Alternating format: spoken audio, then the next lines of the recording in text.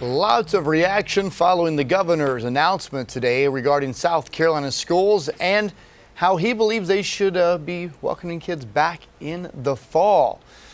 He says he wants parents to be the ones who make the ultimate decision. Now, the governor's plan does not provide for different approaches in regions where the COVID outbreak severity may be higher or lower.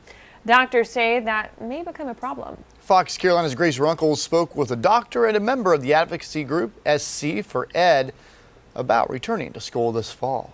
Doctors and teachers are asking the public to step back from that idea that school this fall is going to be all or nothing. Both groups say that flexibility is going to be critical to any back to school plans. The American Academy of Pediatrics says decisions need to be made at the local level with doctors, educators, and parents.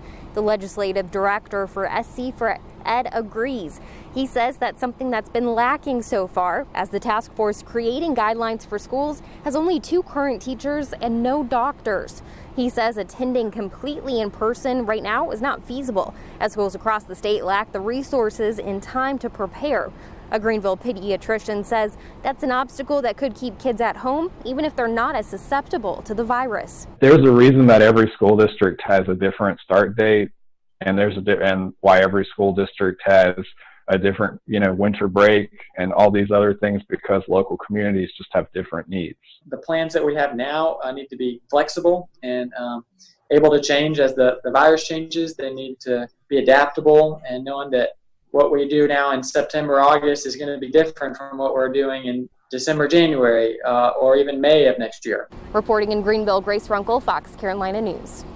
SC for Ed released a new statement after the governor's announcement, saying in part, quote, "We are sad and disappointed and appalled by today's careless and dangerous statements on the part of Governor McMaster.